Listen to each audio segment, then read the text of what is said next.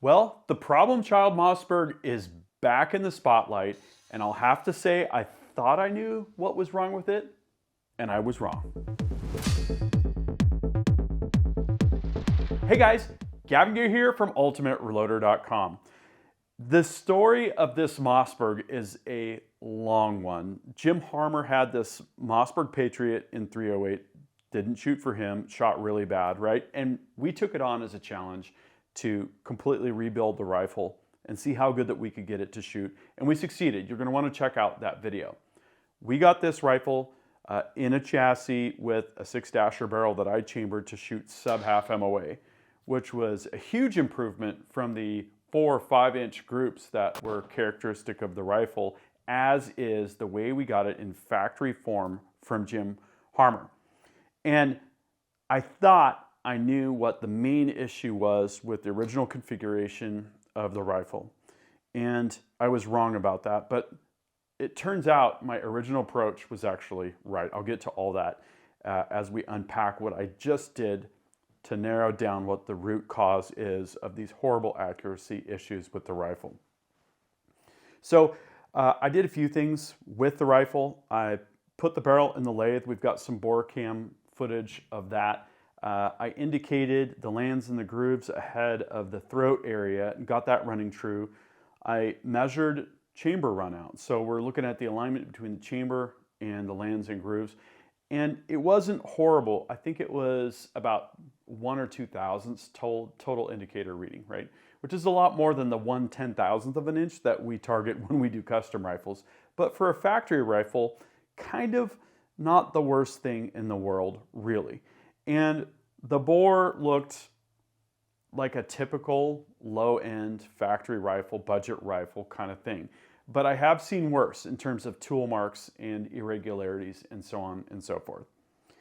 So as I got to thinking about the rifle more, I was looking at the situation with the bedding. We had that plastic bottom metal that we talked about when we did the rebuild. And there's just some really questionable things about the way that the stock was engineered and manufactured. You've got the plastic bottom metal, and then you've got the barreled action in the front sandwiching a corrugated section of plastic bottom metal extension. Kind of a very strange situation. And then in the rear, you've got sort of 2 plastic pedals towards the outside, and then you've got the action screw going up in the middle, and you've got plastic on the front end of the trigger guard, all sandwiching together. So as things are compressed, those pedals are being spread wider apart, and you've just basically got a really squishy bedding situation.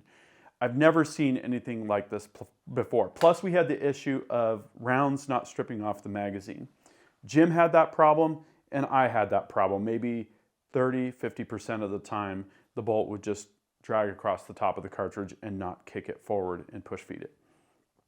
So the stock, not something that I was excited about. And when we did the rebuild, the premise of the story was to get it to shoot like a tack driver and also to have it be a rifle that we'd like to shoot. And that's why I went away from 308 Winchester.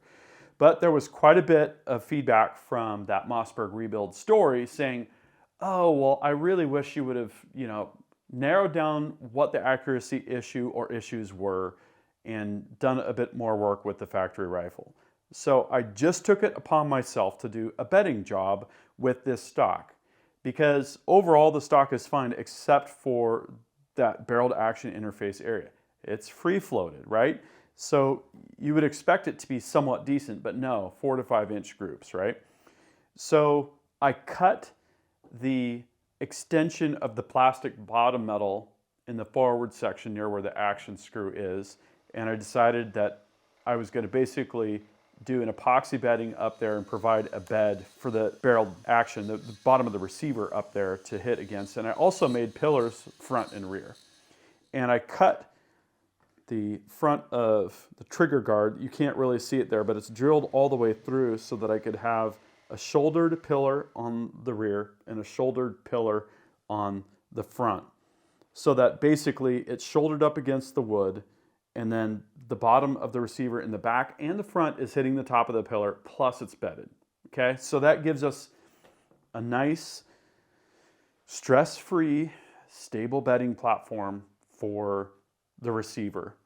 And so I reinstalled the 308 Winchester barrel on the action, checked headspace, everything was good there, and proceeded to do some milling and cutting of the plastic and did the bedding job and confirmed I could adjust the torque down and up on the front action screw and feel between the forend and the barrel and not feel appreciable movement. Huge improvement, right? And I was thinking, this is going to show us some significant improvement on target. So I went to shoot the rifle, and this is what happened.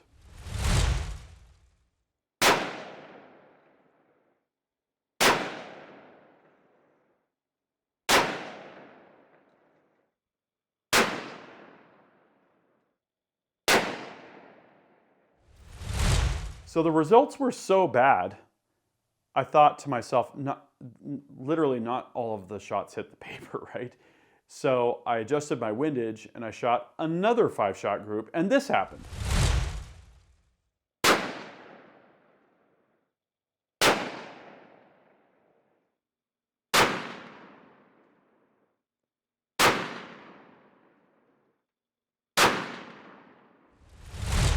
So at this point, we know one thing. We know that the bedding did not really change the results. It wasn't really the root cause. Was it a problem? I'm sure it was, looking at things. But it wasn't the big problem, right? And so what I thought I'd do next was to take the barreled action with 308 Winchester barrel from the factory and put it in the MDT LSS chassis, right? Because now the only difference between the rebuilt rifle and the 308 Winchester configuration is the barrel itself. So I thought maybe just the stock is just not working at all. You know, maybe that's the problem. Maybe the chassis will fix things. So I shot 5 shots with the 308 Winchester barreled action in the chassis, and this happened.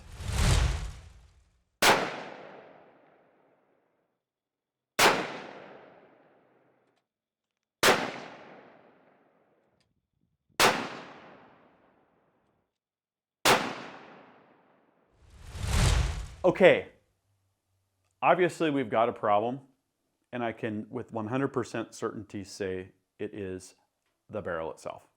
Now, when I did my recent bore scoping video, we took a look at the crown. The crown looks good.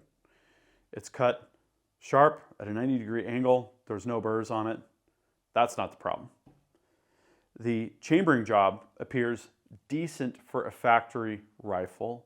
So my conclusion is it's the bore itself. We've probably got quite a bit of dimensional variation as the bullet's going down the bore. And I also pin gauged towards the muzzle end and found a slight enlarging of the dimensions at the very end, right? Which is pretty typical with button rifled barrels. When the barrel is cut down, it can relieve stress. There's all sorts of issues that could be there. Now, it wasn't modified. It depends on how they manufactured it. I can't say exactly what the issue was there, but I did notice a slight trumpeting of the barrel towards the end, and the bore must be just really, really bad. And it would be tempted to lap the barrel and see if I could improve it with that, but based on what we're seeing on target, literally 6-inch groups, I don't think it's worth the effort at this point. And so that's where I come to the conclusion that I was actually right in the beginning to just completely rebuild the rifle and to just say goodbye to this barrel and rebarrel it. And 6-Dasher I think was a good choice because it's a great cartridge. It's inherently accurate. It's fun to shoot. It's got great long-range ballistics. It's even a good hunting cartridge for smaller game, antelope on down, say something like that. So this is the final chapter of this Mossberg project, and we do have a smoking gun. It's the barrel, right? And I can say that with a high degree of confidence. It's been an interesting project. It's been a really time-consuming project, and I guess what it goes to show is the barrel is really, really important. And this is part of a philosophy I've adopted in the last 10 years or so. The bullet itself, specific bullet design, specific bullet quality, and the bore are the two most important factors in accuracy. But then, sort of borrowing from my recent discussion with Brian Litz, the ratio of the energy of the projectile to the overall weight of the rifle is also has a huge influence on group size.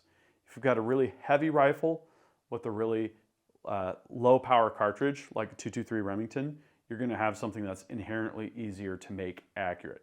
If you've got an ultra lightweight 300 Win Mag hunting rifle, it's a bucking bronco. It's going to move, and it's not going to move as predictably because you're behind the rifle, right? And that is inherently going to be a less accurate combination. Is it possible to shoot an ultra lightweight, high power rifle accurately? Yes, it requires a high degree of skill and some experimentation with different support systems. Sometimes sandbags work better than a bench rest, for instance, in my experience. So the barrel turns out to be a very, very critical component of the rifle, and I've been shocked at how much the barrel has to do with the accuracy factors equation, right? 6-inch groups because of a barrel. In this case, that was the issue. So in conclusion, you can't underestimate the importance of a quality barrel. And as someone that does barrel work, it makes me feel really good about the work that I do. The barrel and the bullet both are essential components in my experience. A rifle can prefer a particular bullet. With the 224 Valkyrie project that we did, it was the 70 grain RDF from Nosler. Other bullets shot good. That one shot quarter minute, right? It's hard to understand exactly why, but it definitely is true. The barrel itself makes a huge difference. Investing in a hand-lapped, match quality barrel and a really, really good chambering job is an investment that is completely worthwhile. The rest of the rifle is important, but the bullet and the bore, I believe, are a couple of the biggest factors relating to accuracy. This was a time-consuming project, and we attacked it from multiple angles here, and we can say conclusively the barrel was the culprit. And so, it's another piece of information, and what I'd like to know from you is, have you had a similar experience? Have you had a rifle that just wouldn't shoot 4-inch groups, whatever, right? And did you replace the barrel and see a huge improvement? I know that was also the case with our 6 Creed UR Howa 1500 6mm Creedmoor rifle rebuild. I rebarreled it and it brought groups from over an inch, down to in the 3s, right? It can make a dramatic improvement. Tell me what your rifle is, what it was chambered in, and what kind of a difference you saw with a rebarrel, whether it be a pre-fit or a custom barrel. I'd love to know what your experiences were. Thank you for watching. That concludes this video, and that means it's time to wrap it up. I hope you enjoyed this video. Don't forget to like and subscribe. Also, we're on Facebook, YouTube, Rumble, where we've got unrestricted content, and Instagram. Make sure to follow us on all those channels. Ultimate Reloader also has a commercial solutions division serving law enforcement, the military, and the gun industry. We have some unique capabilities, including a comprehensive suite of recoil testing and evaluation capabilities, trigger profiling, and more. If you're interested in custom rifles like what we build here on the channel or gunsmithing services, you're going to want to go to rifles.ultimatereloader.com and get on the wait list. If you want to learn lucrative gunsmithing like what I show here on the channel, including building custom rifles and Cerakote plus a whole bunch more, you're going to want to check out the Colorado School of Trades, schooloftrades.edu. Thanks again for watching.